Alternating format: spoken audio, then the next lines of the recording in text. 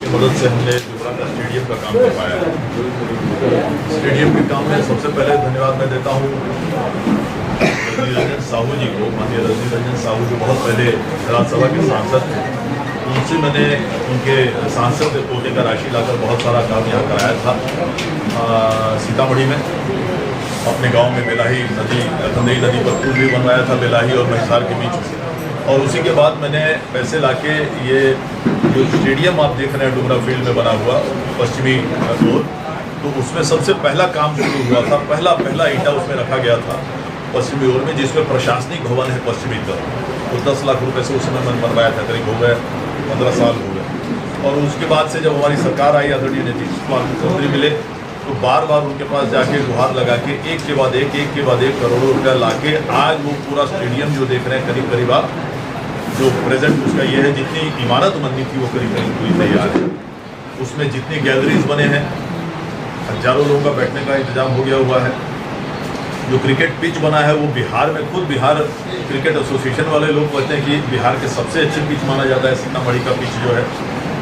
उसके अलावा वहाँ इंडोर स्टेडियम हम लोगों ने वातानुकूलित इंडोर स्टेडियम बनवाया है। 3 कोर्ट है बैडमिंटन का एक ही बड़े हॉल में। टेबल टेनिस का वहाँ पर कोर्ट है। व्यायाम का, जिम्नेजियम का पूरा इंतजाम है। सारा इक्विपमेंट वहाँ, वो भी एयर कंडीशन है, वो भी वहाँ पर बन के तैयार है पूरा बिल्डिंग। उसके अलावा एक ऑडिटोरियम वहाँ बना दिया गया है, बहुत सुंदर, बहुत अच्छा ऑडिटोरियम है। और उसके बाद फाइनली जो आखिरी काम बाकी था वो पिछले साल आदरणीय मुख्यमंत्री जी ने कृपा की, करीबन 3 करोड़ रुपए से जो VIP पेविलियन है, प्लेयर्स चेंजिंग रूम, जो प्लेयर्स आते हैं उनका चेंजिंग रूम है। और उसके अलावा VIP रूम जो है वहाँ ऊपर गैलरी बना हुआ है, वो भी बन के तैयार है। तो अब उसका औपचारिक उद्घाटन हम लोग करना चाहते हैं। अब औपचारिक उद्घाटन करना चाहते हैं, लेकिन उसमें जो कहा जाता है कि फिनिशिंग टचेस बाकी है, उन फिनिशिंग टचेस के लिए जो हम लोगों ने कल उसका एक मुआयना किया था।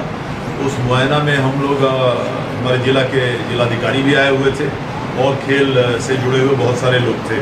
तो उसमें हम लोगों ने जो देखा कि उसमें करीबन लगभग 10 से 15 करोड़ रुपए और जरूरत पड़ेंगे। हाई मास्ट फ्लड लाइट लगाने हैं, पूरे घास का नया घास लगवाना है। जो गैलरी है उसके ऊपर जो छतदार जो कवर होता है वो लगवाना है। जो भी काम सब बाकी है हम चाहते हैं कि वो करवा लें और नवंबर से दिसंबर तक, यानी अगले विंटर सीजन से पहले वो सारा तैयार हो जाए, तो औपचारिक उद्घाटन उसको कराएं। किसी भी खेल का राष्ट्रीय स्तर का कोई खिलाड़ी, जैसे कि सचिन तेंदुलकर हो, महेंद्र सिंह धोनी हो, अभी तक किसी से बात नहीं थी, लेकिन हम चाहेंगे राष्ट्रीय स्तर का कोई भी खिलाड़ी आए और उसी से उसका उद्घाटन हो। तो उसी की तैयारी में हम लोग कल गए थे वहाँ पर। मुझे विश्वास है ये तैयार हो जाएगा ये स्टेडियम। तो ये देखने लायक, खेलने लायक और बहुत ही सुंदर स्टेडियम पूरे देश में बनेगा इसका।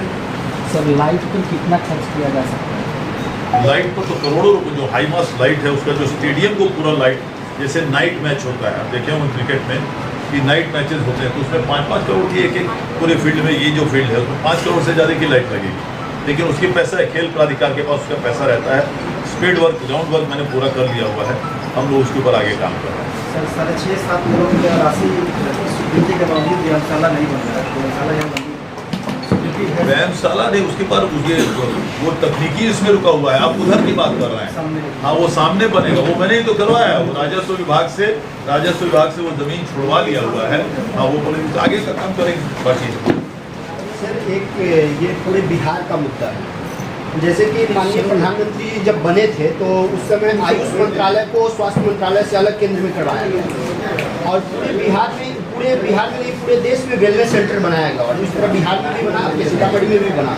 परंतु ये दुर्भाग्य की बात है कि वहाँ पे वेलनेस की जगह पे सर वहाँ पे एलोपैथिक चिकित्सा होती है और इसी तरह पूरे बिहार में देसी चिकित्सा का हालात मतलब खराब है। और जैसे गुदरी बाजार पे भी देख लीजिए कि वो चरवाहा हो गया। देखिए,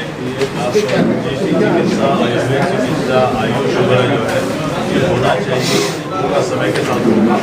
वेलनेस सेंटर कोई भी जो जाता है, पहले तो इलाज हो उसका।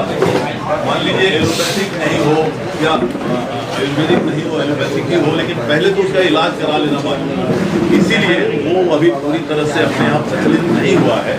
आयुर्वेद जो आप बोल रहे हैं आयुर्वेदिक वगैरह वो सब जो, लेकिन तब तक इलाज हो जाना चाहिए, इसलिए वेलनेस सेंटर है तो वहाँ पर उसका इलाज कराया जाता है। अब वो नहीं है इसलिए कोई बिना इलाज के किसी को लौटा देना ये तो बहुत अच्छी बात नहीं होती। समय के साथ होगा, समय के साथ होगा। एक बात और कैमरे में नहीं आया तो चौड़ीकरण हुआ है।